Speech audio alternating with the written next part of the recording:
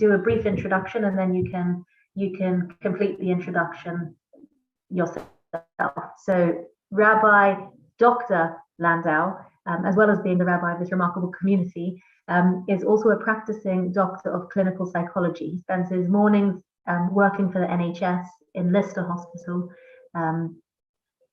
so in a physical health hospital, but also has done and sometimes occasionally now runs a bit of a private practice as well. And Rabbi, you've worked quite a lot with young people experiencing anxiety or distress and various other mental health issues. But I'm going to stop there because obviously you know a lot more about what you do and what your experience is than I do. But let that be the introduction to the introduction. So do you want to take it from here? This evening we'll be looking at adult interactions, not interruptions, so the ways that adults behave around children, and really unpack the idea of modeling, how we model to children what they learn, and how we can best model positive behaviors to teach our children. So handing over to you now, Rabbi Dr. Landau, for tonight. And husband. Thank you very much, Shoshana. And so lovely to see you for the first time today on Zoom, because that's the only place we meet each other these days. So good evening, everyone. Thank you very much for coming on to Navigate. It's real kudos to Shoshana for putting together such a fantastic program. And, you know, she had to scrape the barrel to bring me on. So I'm just happy to have been part of it. What we're going to do tonight is we're going to have some fun, hopefully, and also a bit of a meaningful conversation about Shoshana's title, Little Pictures, Big Ears. So we've got little kids with big ears, and they seem to hear and sponge in everything that goes on around them. So I've actually put together a little bit of a presentation to accompany the material tonight. So I'm just going to pull that up on the screen share, hopefully, and then we will get going. Okay, here we go. Just can you see that okay? Yeah, see my screen? Fantastic. Okay, so let us jump straight in tonight. By the way, I want tonight's session to be as interactive as possible, so do sort of jump in. There'll be set times to have conversations, but also let's just if anyone would like to contribute, then just unmute yourself, and let's see how it goes. So little pictures, big ears. What's the plan for tonight? The plan tonight is to discuss what adult interactions are like in front of children. So there's my little picture with its big ear. I love that. Someone must have made that. That's great. So we're going to begin by setting the stage. So discussing why we're talking about this, and why also under lockdown and the times that we find ourselves in, this could be a particularly sensitive topic, as we're finding ourselves more and more at home. The family is more and more stuck together, so children are essentially hearing more of our interactions as parents. And I'll just make a caveat at this point in time that obviously anything that we share tonight, we're not talking about ourselves. We're just talking about theoretical couples that don't really exist in the real world. We're not bringing anything personal too much into the session, because it's clearly just about a story out there. So and just for the sake of that, let's just make sure that we're talking tonight about Barbie and Ken. Now the problem is that I didn't actually have a Barbie and Ken to find. So here's like my Barbie, and I wondered what I should use as Ken. So the best I could find was a mouse, which I didn't think was a good Ken. So I thought instead let's use a Lynx deodorant as my Ken. So here's Barbie and Ken, and they'll talk to each other. And of course we've got Child, who is listening at all times to the conversation. It seems like I can't begin a Zoom these days without playing with dollies. So at least someone's having fun, seeing as Yiska doesn't play with them that much anymore. So we're going to set the stage, and we'll discuss some Barbie and Ken interactions that might happen and might be particularly strained under lockdown. We'll then talk about attachment, which is a vertical dyad, essentially the relationship between a caregiver and a child, and what the importance of attachment is. So we're going to start with some theory, and we'll continue in terms of theory to talk about social learning theory, which is about how we model something for our kids, and how modeling is a powerful learning tool, and therefore why if they are seeing things which are not necessarily as helpful as possible, then there might be an issue. We're then going to talk about something called the emotional security hypothesis as the finale of our theoretical part from a psychological standpoint, which is to actually consider the interrelationship between attachment on the one hand and social learning theory on the other. So how those two can create a different context within which children experience their emotional world, and children find their emotional world to be safe. We'll then do a little bit of Jewish thinking about how modeling plays out in Judaism, and also the role of the model, also known as the tzaddik or the righteous person, and how we position them. Do we position them as this perfect, infallible individual who lives in an ivory tower, or do we see them as something much more human and vulnerable, but nevertheless able to demonstrate a shining example to the rest of us? Clearly, I favor the latter, but we'll talk about it when we get to that point. And then we'll think about some practical tools which will discuss the nature of our interactions, the intensity, how we resolve them, how we're not, essentially what we're going to come out from today is we're not trying to stop parents arguing, because actually John Gottman, who's a relationship expert, I think his team has measured that 70% of marital interactions or marital arguments, conflicts, are never solved. That means that a couple could go through their whole marital life and 70% of the things that they disagree on they will always disagree on. You know, someone can be beaten into submission. That's not really the point here, but the idea is that there are certain things which we will just always disagree on. The question is how we manage those disagreements, what we do with those disagreements, and how our children see us manage those disagreements. And then we'll conclude with modeling, how we can model something quite powerful and quite real in terms of bringing it back to that Jewish idea of a tzaddik, a righteous person who falls down 7 times. So let's jump in with a little bit of theory, with setting the stage. So I want to set the stage. Where are we right now? And normally I just take a bit of a deep breath at this point in the presentation, because I know that days can be hectic and days can be busy and days can be full. And sometimes just to get into a moment for a workshop, get into a sense of being able to sit within a workshop and be focused, it's sort of good to take a deep breath. So we take a deep breath, and here's Ken and here's Barbie, and they've been living together. I mean, they've lived together for like 20 years of their life, but for most of the time, for those 20 years, they didn't actually have to spend that much time together when they were conscious.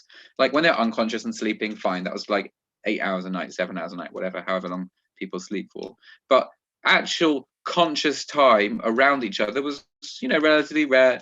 Barbie used to go off and do her stuff, and Ken used to go off and do his stuff. And I'm trying not to stereotype here. So, like, you know, Barbie used to go off to town and she was a hotshot lawyer, and Ken used to, I don't know, he was a teacher somewhere, and trying not to do gender stereotypes because that would be inappropriate. So, but anyway, Barbie and Ken, they had their own lives. Ken was in school, Barbie was in the city, and like their kid also, you know, kid went to school and had time to be out with friends, go to the cinema, theatre, do some sports, I don't know, like things that people used to do back in the time when we didn't cover our faces with masks. Anyway, so now Ken and Barbie find themselves just knocking against each other all the time, you know, and it can be something as trivial as Barbie says to Ken, you know, I thought you were going to make dinner tonight. And Ken says, well, you didn't buy the ingredients. Barbie says, what do you mean I didn't buy the ingredients? You were supposed to make dinner. Yes, I know I was supposed to make dinner, but you were meant to buy the mince for the burgers. How can I make burgers if there is no mince? What do you mean I was meant to buy these things? Why can't you just do something? Do something? Do you know that I am out working every day? I'm the reason that we can even buy mince. Oh, you're out working every day and you want to have a break now. Wait 1 second. You want to have a break? When do I get a break? I work 24/7. You think your job's more important than mine? You think you're working harder than me? Okay, anyway, and it starts to get harder and harder. The volume increases and gets more intense. And all of a sudden, in pops little one and says, Mummy, why are you crying? Daddy, why are you shouting? Okay. That could happen at any time, in any context. Kids hear and sponge in all the different things that happen. And I think that as we have friction against each other a little bit more now, it's probably happening a little bit more. At least that's the experience that I have seen with Ken and Barbie. So we've set the stage. What do we do with little pitchers who hear and soak in all those different parts. So let's talk about some theory now. We'll begin with attachment theory, then we'll do some social learning theory, and then we'll move on to the emotional security hypothesis. So a bit of psychology for us to get our teeth stuck into. So we're going to begin with attachment, which is I've called over here is Bowlby's silver spoon. So attachment theory is the idea that a child needs a secure base upon which to build their safety to explore the world. They need to feel attached to their caregiver. They need to feel that someone is attuned to their emotional needs, to their physical needs, and will respond to them appropriately. If you look at this picture over here, I love this picture of mummy and looking into child's eyes. She's got down onto child's level and she's looking at child in the eyes. And you can see that she is looking into, like, she's not just looking into his eyes, she's looking into his soul, and he's feeling that she cares about him. He feels that she is attuned and attentive to what he is asking for from her. And so attachment, secure attachment, is when I feel safe in the knowledge that someone has got my back, that someone is there for me. It doesn't necessarily even have to be a parent. It could be a grandparent. It could be an uncle or an auntie, a big brother or sister. It's got to be that someone in the world has got my back. Someone in the world is there for me. And a securely attached child will go through life with almost like a silver spoon in their mouth. There are so many there's so much outcome data that demonstrates an association between secure attachment in childhood and long-term benefits, not just in terms of emotional well-being, relationship security, success in the workplace, success in academia. It's like one is giving one's child the best start in life if they can offer a secure attachment. What is the opposite of a secure attachment? It's an insecure attachment. It's when the child, or a disorganized attachment, or it's when children are not secure. They're not certain in the fact that parent or caregiver, primary caregiver, will be consistently available. They're not sure whether they can actually come back to a secure base. When I've got a secure base, I can go out into the world and I can explore it, safe in the knowledge that I've got someone who's going to hold me, who's going to who's my safety net, essentially. If I don't have that safety net, so every time I'm going into unfamiliar situations, I'm not quite sure how to respond to it. I could respond to an unfamiliar situation, like an unfamiliar person walks into the room. I could respond to that inappropriately by trusting every stranger because I never know who is trustworthy or not, or I could respond to it by being freaked out by the stranger because I don't know whether I have anything to rely on. Everything is just dangerous. Everything puts me on edge. So attachment is this idea that we can provide that secure base for our children. For me, attachment is a very powerful word from a Jewish from a Jewish context also, because one of the states that we try to get into as Jews is called dveikus or dveikut, which is traditionally translated as cleaving. I remember that my daughter's Jewish studies teacher said to us recently that Yiska was very good in understanding the word dveikut because she had to use this archaic word cleaving, and then she said, well, that's not such a good word. She said to the kids, you know, there's a word in modern Hebrew called devek, and Yiska pipes up glue because she knows a little bit modern Hebrew since our time in Israel. So attachment means being glued to someone, being attached to someone. So when we talk about our relationship with God, we want to be glued to God. We want to be attached to God. We want to have this idea that God gets us, that he's looking into our eyes, like mum's looking into the eyes of the little kid over here and understanding us, and that God's got our back.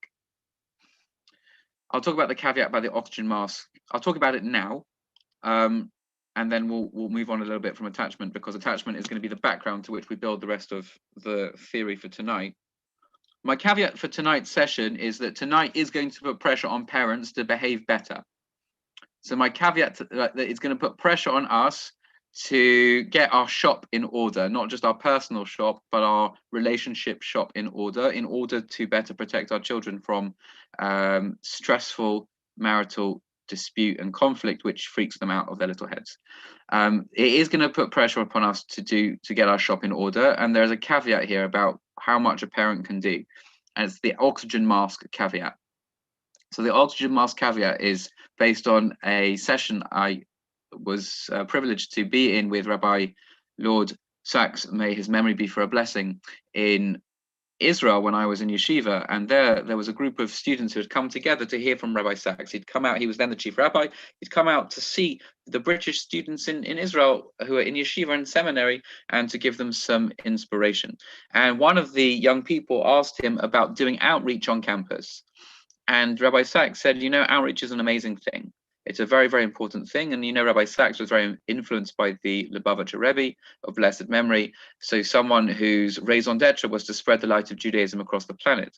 So, you know, Rabbi Sachs said, doing outreach is a very important thing. However, I wanted to share with you a piece of wisdom that every air stewardess will share with ones back in the day when people used to fly on airplanes, but every air stewardess shares with the passengers before they, or as they take off. The air stewardess will say, or now the video will say as it pops down from the screens ahead of you. So the air stewardess will say, in case of a drop in cabin pressure, oxygen masks will fall down, will be deployed from the panel above your heads.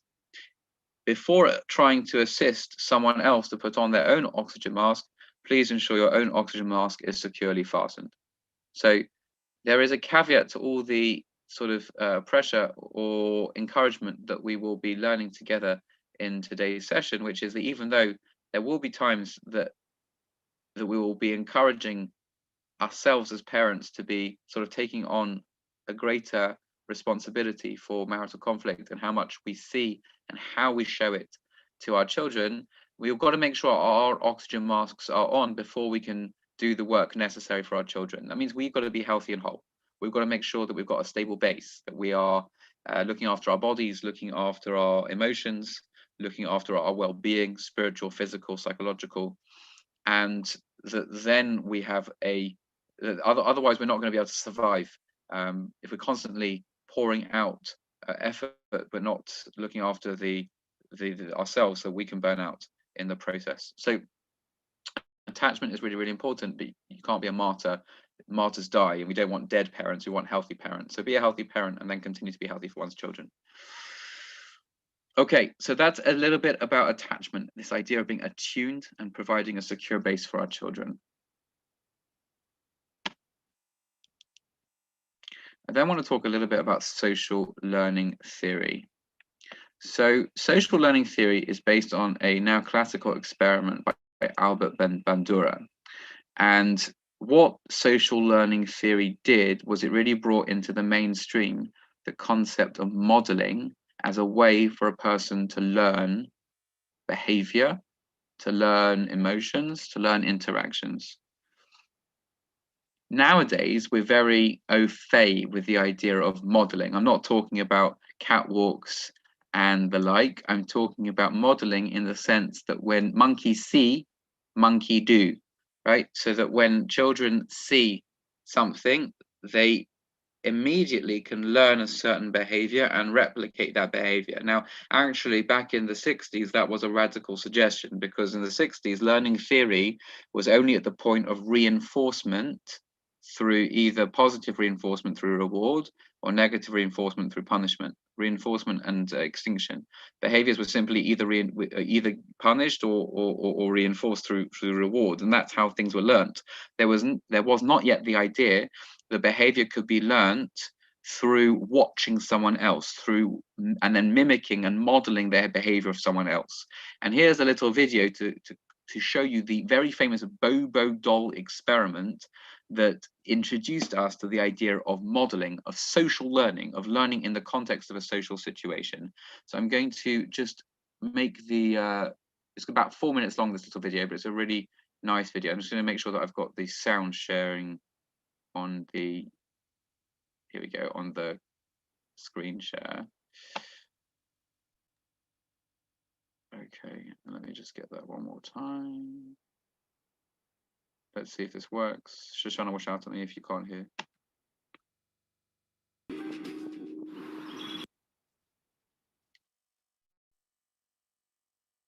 Stacey's okay. So back to our screen share, hopefully, and you can hear me. Okay, can you hear me again? Yeah, fantastic. Okay, so that's a really interesting and I think important study, and let's just get back into the slideshow.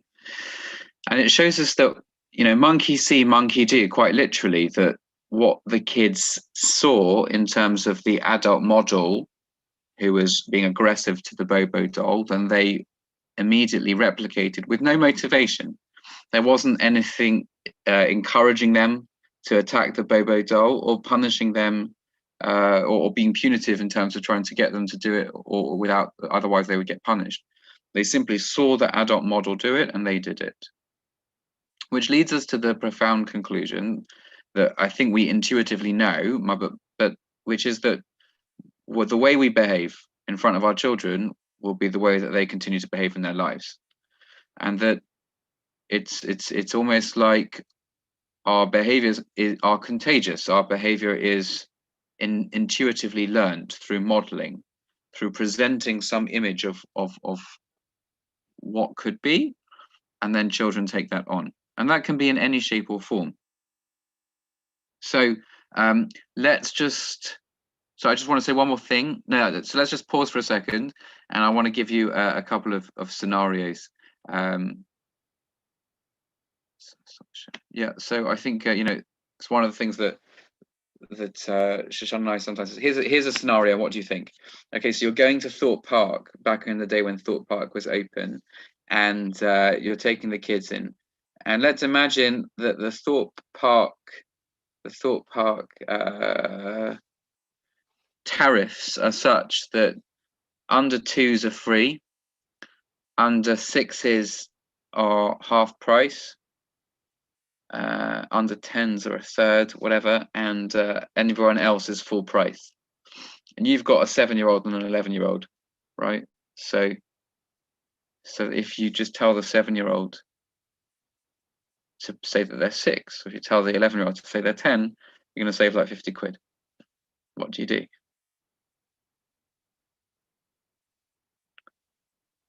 That could be one scenario. Another scenario could be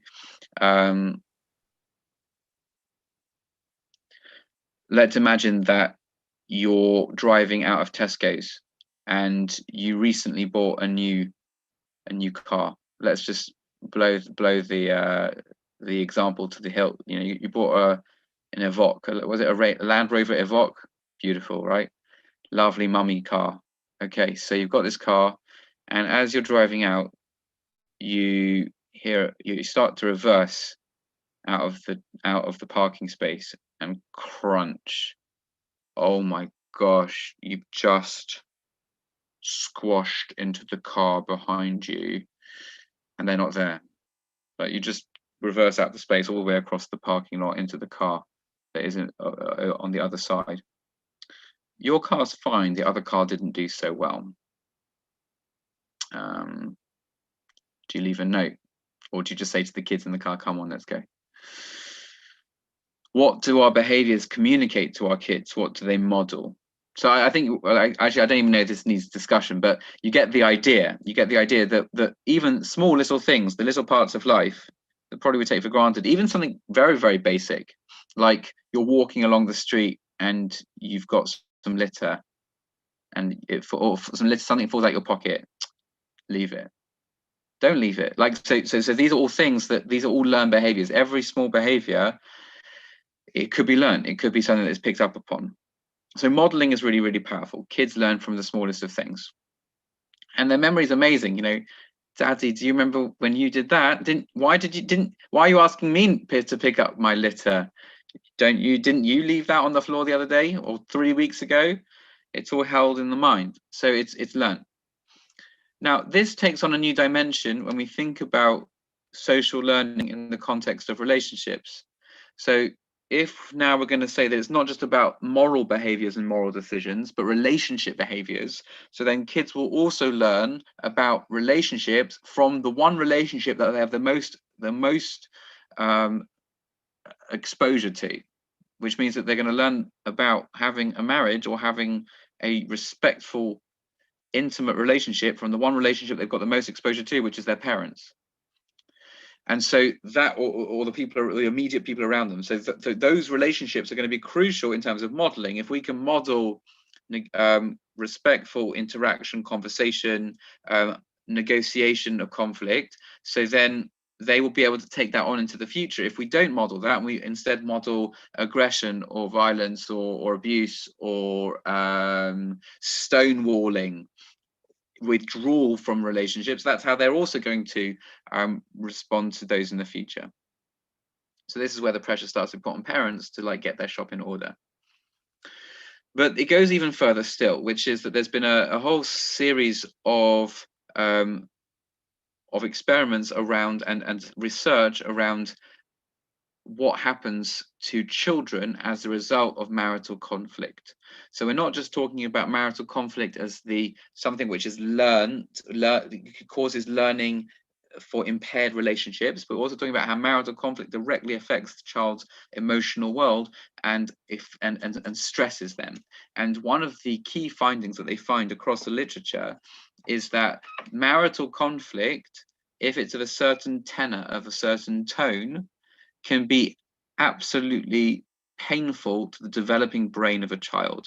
So marital conflict will create a stress response. It's actually an unparalleled stress response. It's something which really triggers the entire HPA axis, which is the hypothalamus pituitary adrenal axis, which is the connection between the brain, the pituitary gland, and the adrenal glands on top of the kidneys. And that is the stress response. And that it can hyperactivate the stress response so that a child is always on edge, and there's too much adrenaline, too much cortisol running around the body, which affects the development of the child's brain and the adolescent brain, and it means that brain development is also poorly managed, and that has all sorts of outcomes for the future of the child, in terms of their anxiety, in terms of their propensity for mental health difficulties, in terms of their ability to navigate difficulty. So these are all things that can happen because of a child who repeatedly has an atmosphere at home of anger, of difficulty. Now, we're not talking about like one-off fights or sort of little bits of bickering. We're talking about something which happens repeatedly. So how do we put together the idea of attachment, providing a secure base, which was about parent to child, but only one parent to one child? And put that together with monkey see, monkey do, with about the social learning theory. So we put that together with the emotional security hypothesis. This is by a guy, Professor Mark Cummings, who's made it his business to study the effects of marital conflict on children, and he's come up with something called the emotional security hypothesis. And I just want to read to you from his seminal paper. It says here, children's response to marital conflict is not emotional contagion, meaning it's not simply a direct function of the degree of anger and conflict in marital relations. Instead, their responses are governed by the implications of marital conflict for their emotional security. Children's emotional well-being in the face of marital conflict reflects the meaning of conflict for family relations, not just the fact of fighting or the fact that unpleasant emotions are expressed. A special component process is the degree of resolution of conflict. But other factors are also important. Brief bickering, for example, may go unresolved, but the child may nonetheless perceive no threat to family or marital functioning. Thus, this relatively minor form of conflict may have no negative impact on his or her emotional security. Meaning, their hypothesis is that some forms of family conflict can contribute to children's sense of emotional security, and that other forms are undermining. So essentially what Mark Cummings and his whole research team came to the conclusion from multiple experiments is that some marital conflict is downright harmful, as we said. Other marital conflict can even be helpful. How? What's the difference? Well, it's what does this marital conflict communicate? What's the meaning? As Fawlty Towers would say, what does it all mean, Basil, right? So what does it all mean? If marital conflict means that mummy and daddy don't like each other, or don't like me, or mummy and daddy are sad, or they're angry all the time, then that would be undermining. That would create an environment whereby attachment relationships are unlearned almost. It's like you can have a great primary caregiver, but if that primary caregiver creates a context around the child because of the marital conflict that is a learned behavior of unhappiness, of hatred, of antagonism, possibly even worse, of stonewalling, right? So sometimes we feel that Stonewalling is when we withdraw from an argument, right? So our partner says something. So you know, Barbie says something, and Ken says, "I'm not talking about that now." It just walks away, right? So and then Barbie says, "No, but we have to talk about this." And Ken says, "Nothing. Just ignores. Don't talk to me now." So stonewalling is actually sometimes worse because it communicates an absolute hostility, an absolute shutting down of conversation. Sometimes we feel that the best way that we can manage an argument is just to shut it down. Don't argue. We're not arguing now, right? So, but that is not necessarily helpful, because everyone knows, everyone can feel the hostility there. As Cummings says, that children are emotional Geiger counters. You know, Geiger counters is that device that measures radiation.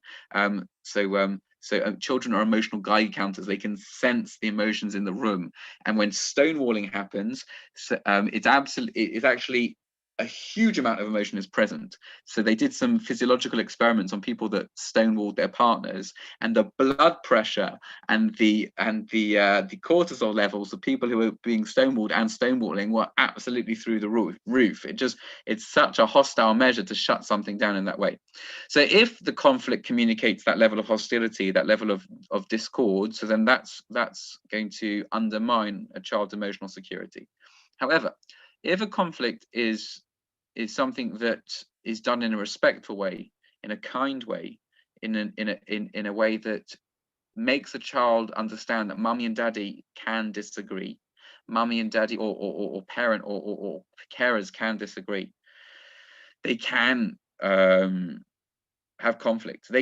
Parents can even be sad or upset, but it's manageable, and it's something that they navigate together, and that they do it in an atmosphere of love, which doesn't communicate anything about how they respond to the child. So then this is something that can boost a child's sense of self, can actually help them feel more secure, because they know that not only do they have a secure base upon which they can fall back on, but the entire emotional blanket around them, meaning the parental blanket that sits around them, is also something that can navigate and manage the vicissitudes of life.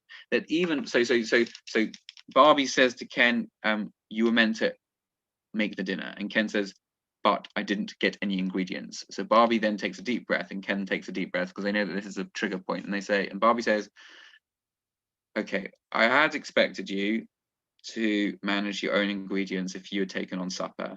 And Ken says, "I'm sorry, I had a really hard day. I didn't think about it." Barbie says, "It's okay. There's a chicken in the freezer. We can eat that." Ken says, "I'm just going to take a sit down. I'm sorry, I've had a hard day. Let me help you in 10 minutes.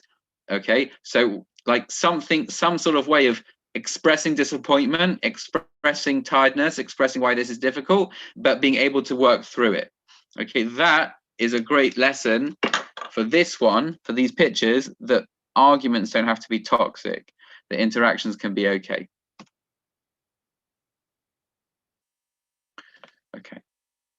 I'm moving on to the Jewish part rather away from the psychological theory. So if there's any questions or comments at this point, so then please do pop in, unmute yourself.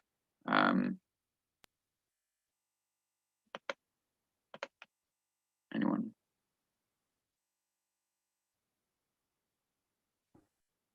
Shoshana. It may be worth noting that chicken in the freezer won't be edible for another 5-6 hours. Okay. Francesca's giving a good thumbs up. You see, I mean, Barbie was just trying to be nice. All right, they had Tivau sausages in the freezer. All right, 10 minutes for the Tivau sausages. All right, not that they're the most healthy option, but it's all right. It's better than nothing, and we'll deal with that at another time. Okay, Tivau. Okay, so we're dealing with Tivau tonight. Okay. I'm going to Gabby. I was just going to ask you, with everything that's been going on, and people have lost loved ones, and there's sad times around. I just wondered what your thoughts are on parents. Thank God I haven't had to experience any loss around me, but parents crying in front of the children children, talking about, you know, grandparents unfortunately passing away, that kind of thing. I mean, I grew up, I never really saw my parents cry, and it just made me start to think, you know, when you were saying like we need to be, you know, role models and show our children. I mean, how, you know, to what extent do we show emotions like that? Yeah, that's a great question, Gabby. I actually read an article about that today, which was really powerful. I think if we're being a role model, so do you know what? I'm going to answer that question, but let me answer it in the context of the next piece I want to, next slide, if that's okay. It's going to be a great example, so thank you. So let me use that as a springboard for continuing with the next slide, because I want to talk about this from a Jewish perspective a little bit, and offer some thinking about what it means to be a role model. Like, what does a role model mean? Does it mean being perfect? Does it mean being infallible? So there's a statement in Proverbs, and in Proverbs it says, Ki sheva yipol tzadik v'kam.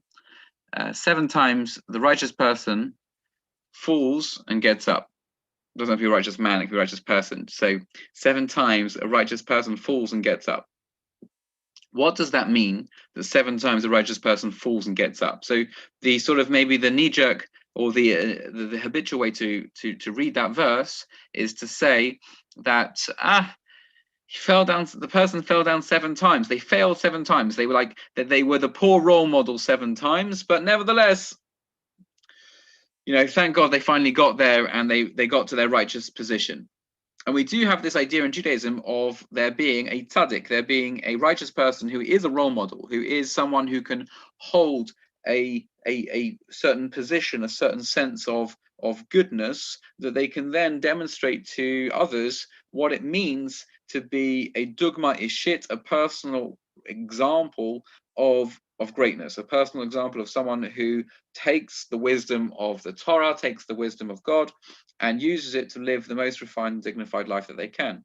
So this person, and I've got a book over here, it's called Tzaddik. It's actually called Righteous Person. So where's my tzaddik? Here it is. So by the way, you're not rabbinic until you have books behind you. So sitting with books behind me. So here is my book called Tzaddik. I don't know if you can see that. There we go. So that's about one of my heroes and one of the people that inspires me, Rav Nachman from Breslov. And here it's a translation of the work called Chaye Moharan, the life of Rabbi Nachman from Breslov, and it talks about his life. Now, what does it say about his life? Does it say just all the amazing things that he did without any foibles, without any mistakes, without any struggles? No, that's not what this book has within it. It's not a hagiography. It's not like a book that only seeks to make someone glorified. Instead, it's a different read of this verse. The righteous person, the tzaddik, falls down 7 times and gets up. That's how they became a tzaddik. As it says in Pri Tzaddik in the commentary underneath on the screen, which is a text from Rav Tzaddik HaKohen of Lublin, another Hasidic master. He says, this is, in the second line, this is the language of our sages. Downward motion for the sake of upward motion. We fall in order to rise up, that through the descent, one can achieve an even greater ascent. And furthermore, it says, and that's what it means, 7 times the righteous person falls and gets up, that specifically through falling, they're able to get up and become that righteous person. So how does one position oneself as a role model, as the tzaddik, right? So I think that the way that one positions oneself is that, so Francesca, I'll come to your question in a second. So how does one do that? So I lost my train of thought. So the way that one picks oneself up, the way that one becomes a great role model is to demonstrate that despite the fall, or with the fall, even with the fall, that's how one becomes great, to learn from one's mistakes, to welcome failure, to acknowledge failure, and to push harder to become greater afterwards. It was a tension that Shoshana and I had when we came into the United Synagogue. I think for a while, and I think still, many communities and many rabbis within their communities, and there is a dyadic relationship there between rabbi and community, position the rabbi on a holy pedestal, and the community are the ones that have to learn from his pearls of wisdom. And so the rabbi has to be this sort of infallible, invulnerable individual with no foibles or problems or difficulties, and they're just like perfect. They're absolutely perfect. And then the community have to somehow appreciate the rabbi's perfection. And very early on in our rabbinate, we sort of shattered that image by talking about our own failures and our own problems and our own difficulties. And it went down well with some and went down horribly with others. But it was essentially a statement that how do you become a personal role model? It's not by being this sort of perfect non-human. The way you become a role model is by demonstrating that despite the vicissitudes and difficulties of life, despite whatever life throws at you, you can skillfully and wisely navigate that. And even if you fail, and even if you fall, there is a way forward. So this book about Rav Nachman talks about all of his struggles and his difficulties as he strove to become the greatest individual that he could be. I think that's much more real and much more inspiring than suggesting that there's a perfection that has to be sought, because there's no such thing as perfection. It's not real. So if we're trying to present the perfect role model, we will fail ourselves and will actually fail our children. We're not giving them a real sense of life. So coming back to your question, Gabby, if a person is bereaved, an ordinary response to bereavement is to cry. We cry when we've lost someone. It's absolutely normal. It's actually the right thing to do. Imagine if a person couldn't cry when they were bereaved. That would be a maladaptive response. Can we show our children that it's okay to cry? It's okay to be sad, almost like it's appropriate to be sad. But then reassure them that this is part of a healthy emotional world. Mummy is sad because grandma died. I really miss grandma. I'm going to be okay, but right now I need to have a cry. Let's have a hug and we'll find some comfort together. I think that's a much more powerful lesson than the child not witnessing an emotional response to what is an emotional experience. And so that's the message of Tzaddik Sheva Yipod, of a righteous person falls down 7 times and gets up, that we can share maybe some of those failings with our children. So that if there is marital conflict, as there inevitably will be, and if that conflict is not handled in the most skillful way, we can possibly share that we want to do it better. Mommy and Daddy are sorry for screaming. It was really, we love you all the time. It's nothing about you. We're going to try even harder to make sure that next time there's a conversation about burgers and chicken and Tivau sausages, because you can't defrost chicken in 20 minutes. So that we make sure that we speak in a much kinder way to each other. Can we share that with children too? And I think that is a powerful message also for children as part of this modeling process. Okay, some practical skills before we bring it open to quite a Q&A. I'm just going to check in on Francesca's question. So yeah, so Francesca, I think I just answered your question implicitly. So Francesca asked in the chat, she said, she asked, is the aftermath of an argument an important factor? As in, if 2 arguing parents apologize to each other in front of the child, can it undo some of the damage? Is this related to falling and rising? Yes, I think so. I think it is. I think it does help. And they can become part of that process of falling and rising and witnessing and recognizing that relationships can move and can change. At the same time, I'm just going to say that sometimes it is appropriate to take the argument to another time, to another place, to another context. So if things are feeling hot and are feeling difficult, we can have a time out. We can say, we need to talk about this. Let's do this at a different time. Let's do this elsewhere. Let's do this when the kids are asleep. Because inevitably some arguments can be nipped in the bud at that point, or meaning they can be stopped and postponed until later. And it's no bad thing that kids don't witness all arguments arguments. So Mark Cummings and his team actually found that when parents argue in front of children, they're less inhibited than if they were to do it just face to face without the children present. And so therefore arguments can become even worse when children are around rather than better. Somehow perversely, it becomes less of an inhibition when the kids are there and watching it. So sometimes it is appropriate just to stop. And so this is something that I've been sharing in a lot of my presentations recently on all sorts of different places. It's a wonderful tool from DBT, but I think it could apply in so many different places. And I've got a lovely quote here from Viktor Frankl, Holocaust survivor and psychologist, and he says, "Between stimulus and response, there is a space. In that space lies our freedom to choose our response. In our response lies our growth and our freedom." Many times we think that we have an input and an automatic output. It's like, I come home and dinner's not made. There is an automatic output, not me, sorry, Ken and Barbie. So Ken comes home and dinner's not made. There's an automatic response to make a comment, a constructively critical, a critical comment to Barbie about dinner not being made. No, that's not true. There is an input. Ken has come home and has noticed that dinner is not ready. But there is then a choice about what output to make. There is a choice about what would be the best way to navigate, the most wise way to navigate the situation. So then, in order to give a person the space to choose, stop. S, stop, just pause for a moment. T, take a breath. Notice your breathing as you breathe in and out. Maybe T, take a step back. Physically take a step back. Ken has stepped in the door. Ken, step out the door. Take a step back. It's okay. Observe what is going on here. What thoughts, feelings, and body sensations am I experiencing? What's drawing my attention? What's pulling my thoughts? I might have a nagging thought about, or Ken might have a nagging thought about X or Y, about dinner, about hunger, about long day, about whatever it is. What's drawing your attention? Just notice. Maybe, by the way, when Ken notices that, he might notice the state the house is in. He might notice how stressed out his Barbie is.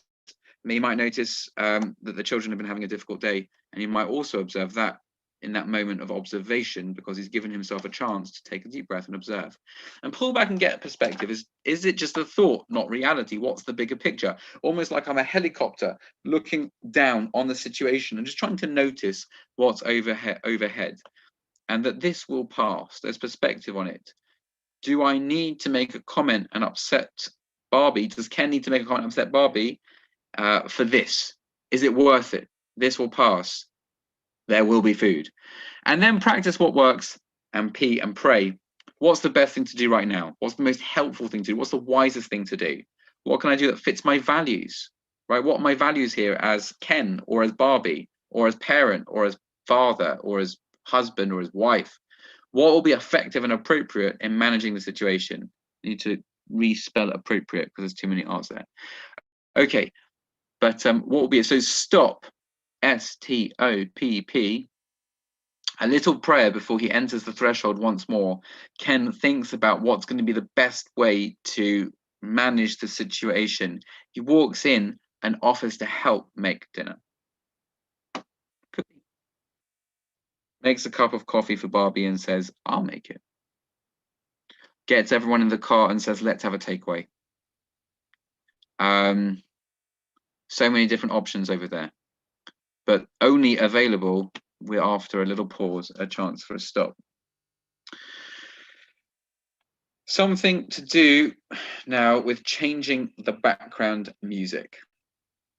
So we said from the emotional security hypothesis that whilst conflict will always happen, the tenor of the conflict, the tune, the sort of the way that the conflict is experienced by the child will dictate how they respond to it. Is this something that they can now put into their arsenal for learning about how to healthfully manage conflict in relationships, or is this something that is going to stress them and make them feel on edge and tense? So how do we manage conflict better in terms of our marriages and partnerships?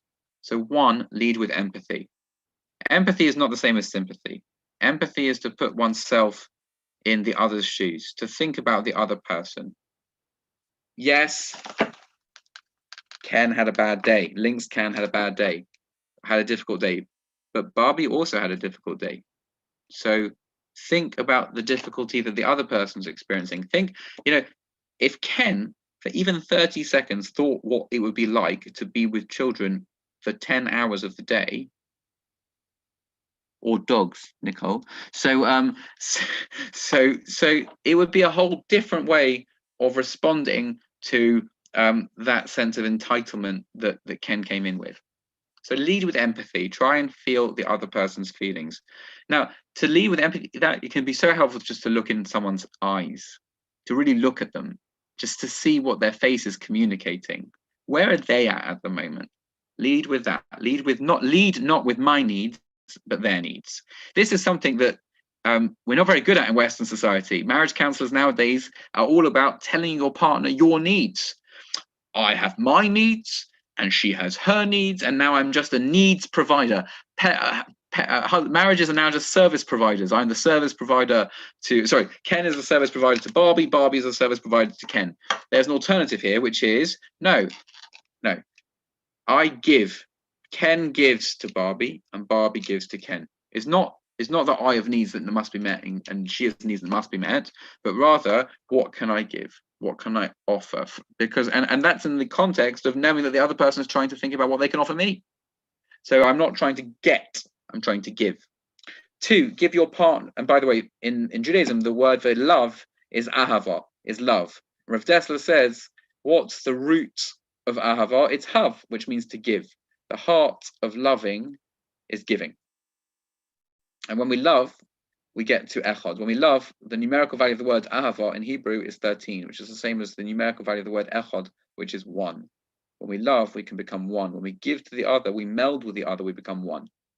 2, give your partner the benefit of the doubt, right? Offer them the benefit of the they weren't negligent. They weren't lazy.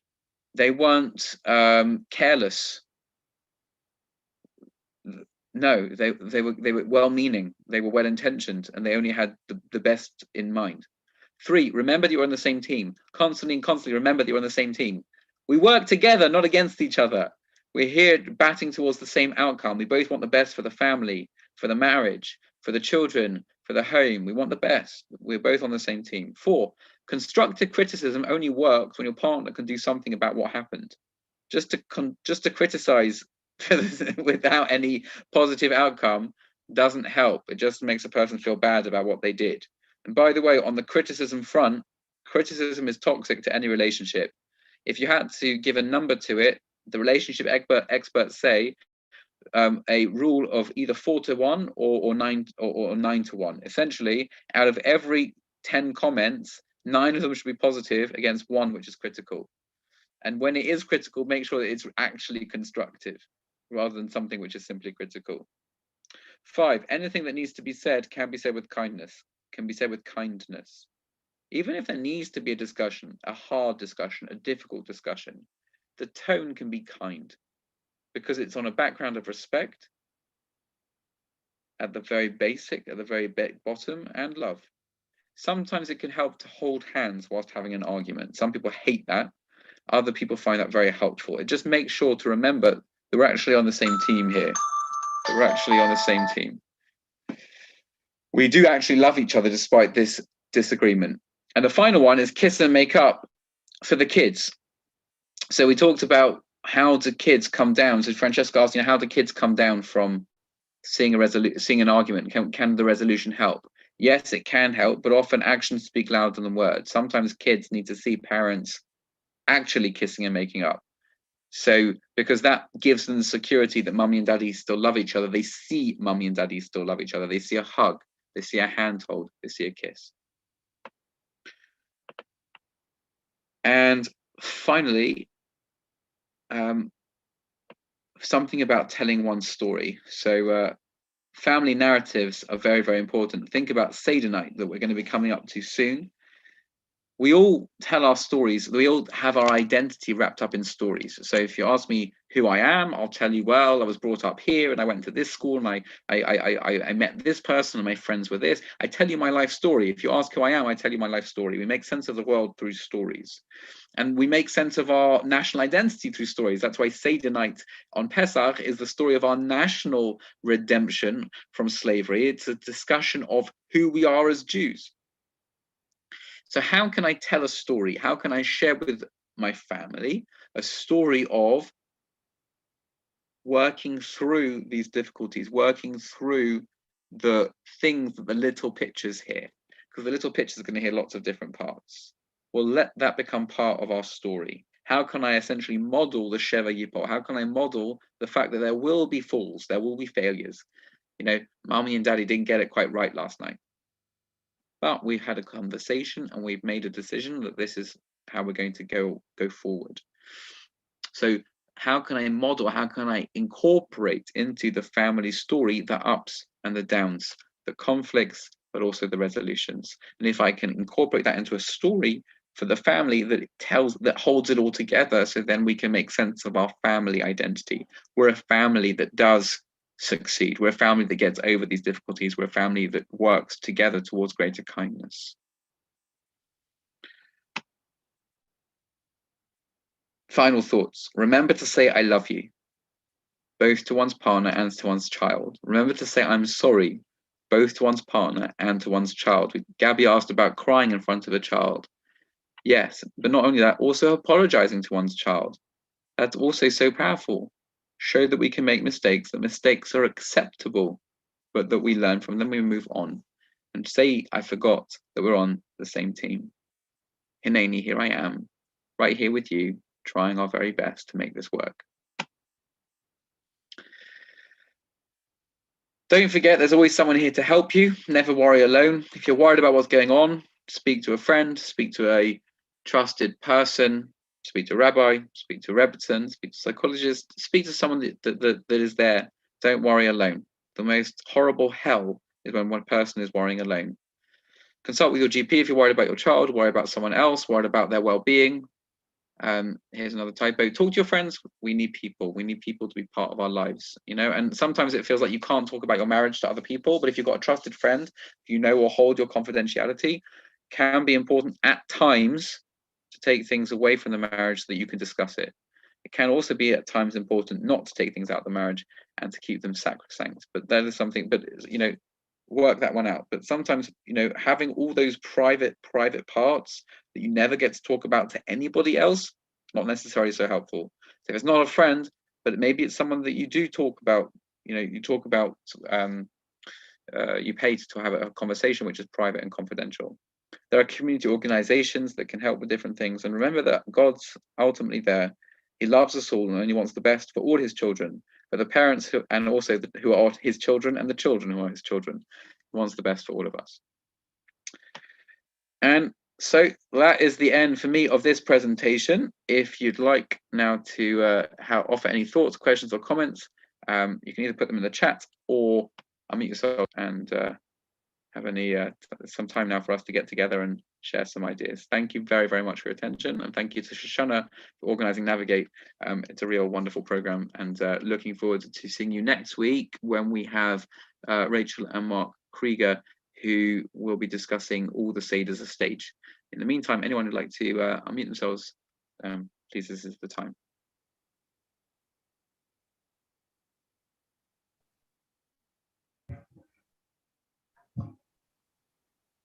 I'd say thank you for an informative evening. Thanks, Nicole. Yeah, I want to say thank you as well. It was really interesting, and thank you for answering my questions so well. It was really good insight into how to proceed with things. Thank you. Thanks, Debbie. I wanted to say thank you very much. There's so much food for thought. One thing I have noticed is there are lots of Barbies here, but not many Kens. So I don't know if there's anything that can be done to get dads ever to come to a session. Maybe it has to be labelled as a dad session, not parents. Oh, I've got Dan there. Hi, Daniel. Sorry, the video Daniel. on I just to did prove it. wonder. Sometimes people just hide behind know. names and you're not sure. But I was If- thinking the yeah. same thing, actually. Yeah. Yes, and particularly since the rabbi made a comment before about, I can't remember what it was, but it was insinuating that everyone on the call was ladies, which, to be fair, the vast majority are. Yeah, we need to get some more Kens on the call. But nice to see you, Daniel. Thank you. Thank you. Yeah. Thank you everyone for joining, and again, thank you, Rabbi, for plugging next week's as well. And just importantly, you're also, Rabbi Landau, Samuel, you're also available for, if anyone wants to make contact afterwards as well, please do. Feel free to get in touch with either myself or the rabbi, but in this sense, maybe with his clinical experience, can be a useful resource as well. Thank you everyone again, and please God see you next week. Thank you. Good night. Be well. Be blessed, everyone. Lovely to see you. Thanks very much. Thank you very much. Bye-bye. Bye bye.